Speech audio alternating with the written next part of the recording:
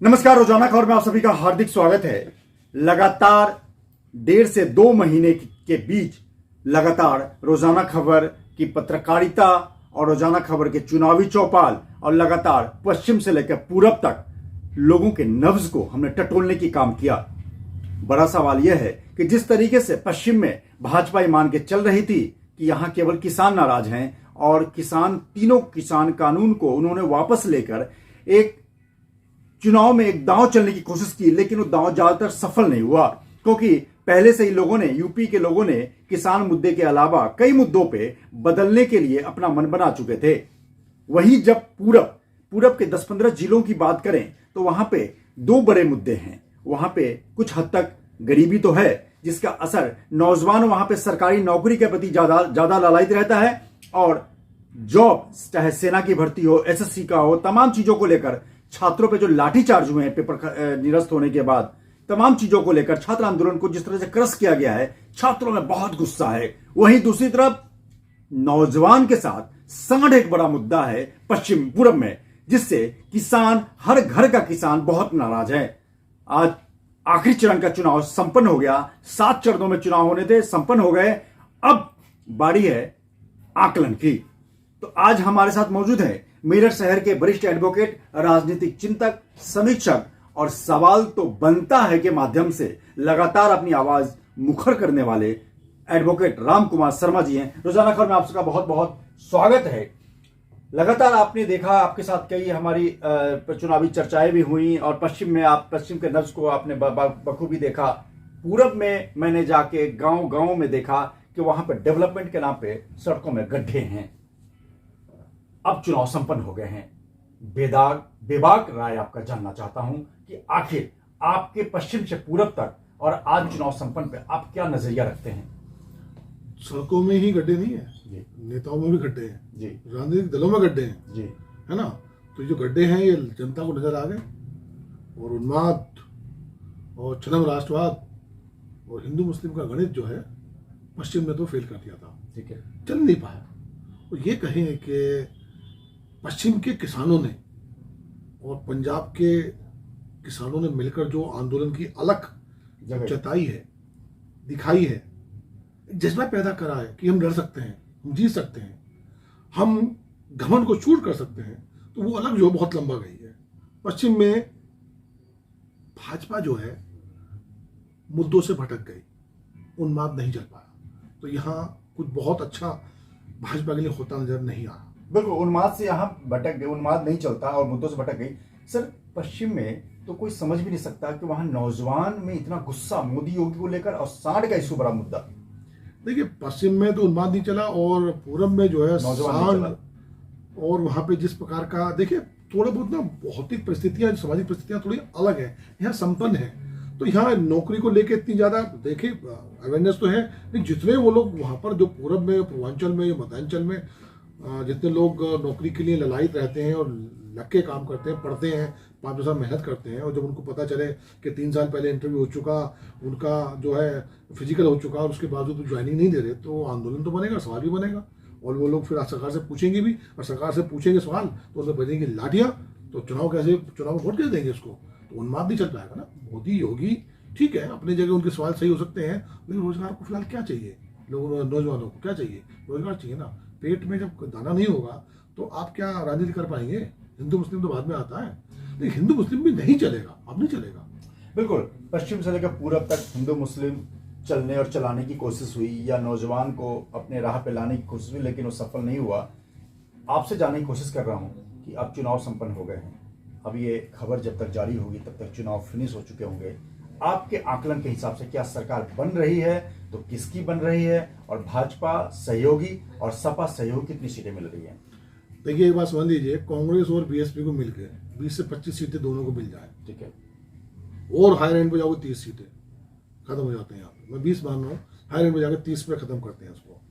बाकी चुनाव में कोई ये कहे कि ये ट्रायंगुलर फाइट है, अल्पमत की सरकार आएगी, बहुमत नहीं मिल पाएगा, ये ऐसा नहीं होने वाला। या तो सरकार बीजेपी की बनेगी या बनेगी सपा की। और जो माहौल है ग्राउंड जीरो पे जो हमने देखा है, समझा है, जो बात करी है, तो वहाँ जो है सरकार के खिलाफ जो है नाराजगी है। अब यहाँ पर अगर तांत्रिक क्रियाएं ना हो जाए तांत्रिक क्रिया समझते हैं ना, समझ गया जी, समझ गया। तांत्रिक क्रियाएं ना हो जाए या खेला ना हो जाए, या ये जो है कुछ घुमा दें, कुछ जादू की लकड़ी, उल्लू की लकड़ी ना घुमा दें। उल्लू की लकड़ी समझते हो ना, या खजूर के पेड़ पे उल्लू के बच्चे ना बता दें, तो देखो खजूर के पेड़ उल्लू के बच्चे रह रहे हैं, ये ना बता दें तो बात अलग है, तो बीजेपी जीत जाएगी। ग्राउंड जीरो पर तो बीजेपी जीतती नजर नहीं आ रही। सरकार का परिवर्तन होने जा रहा है, ये निश्चित मान लीजिए। यूपी में खेला खत्म। बिल्कुल सर, मैं बस 2 सवाल और आपसे करूंगा, उसके बाद ये करेंगे कि एक चीज बताइए कि बीजेपी के रणनीतिकार पूर्वी उत्तर प्रदेश के नौजवानों की गुस्से को भांपने में कैसे असफल हो गए? देखिए, बहुत जबरदस्त गुस्सा है वहां पे। गुस्सा ठीक है, उनको पता है कि कौन सा बटन दबाना है नौजवानों का या समाज का, है ना। जो सत्ता को पता था तो बटन दबाते थे। हिंदू मुस्लिम का गणित, छदम राष्ट्रवाद, राम मंदिर, मस्जिद, पाकिस्तान, तो ये बटन इस बार इनके फ्यूज हो गए। बल्ब जो जलता था उससे दिमाग का फ्यूज हो गया, बटन चल नहीं पाया, वो उसमें खराबी आ गई, वो ठीक नहीं कर पाए। वो लोग ठीक नहीं कर पाए तो परिणाम सामने आपके क्या राम मंदिर का मुकदमा का मुद्दा कहीं चला? आपको दिखा राम मंदिर का मुद्दा कहीं? नहीं। ठीक है, राम मंदिर बनना चाहिए, लेकिन मुद्दा चुनावी मुद्दा नहीं बन पाया।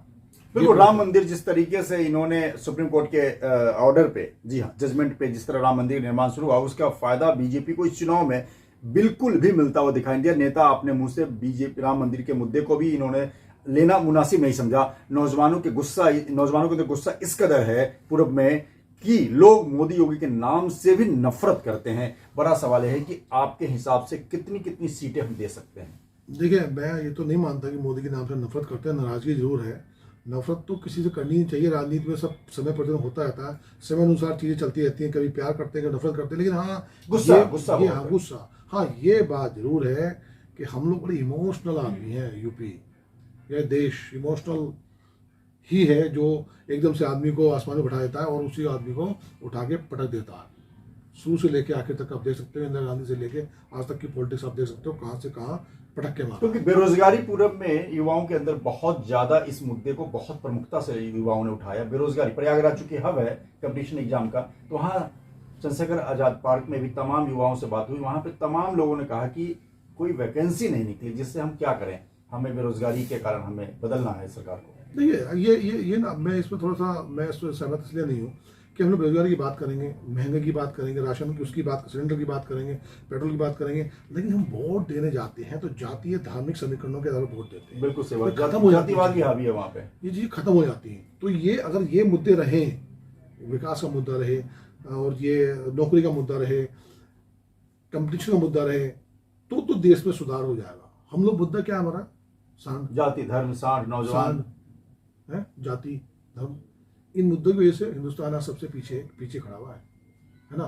लोग आगे निकल गए, सबका इतिहास उठा के देखो तो हमसे देश कहाँ से कहाँ निकल चुके हैं और हम लोग कहाँ खड़े हुए हैं। हम लोग अति पिछड़ा बनने के लिए लड़ रहे हैं, आरक्षण के लिए लड़ रहे हैं। तो ये थोड़ा सा, हाँ बिल्कुल, आरक्षण सबको मिले, ये आप लोगों ने प्रेस इशू बना लिया है कि अच्छा। रोजाना खबर ने अपना एक एग्जिट पोल जारी करने की कोशिश की है, जिसमें 175 से लेके 200 के करीब भाजपा को सीट दी है और 185 के करीब, 190 करीब सपा को, बिल्कुल बराबर पे है, और 15 से 20 सीटें कांग्रेस और बसपा को। इससे आप कितना सहमत हैं?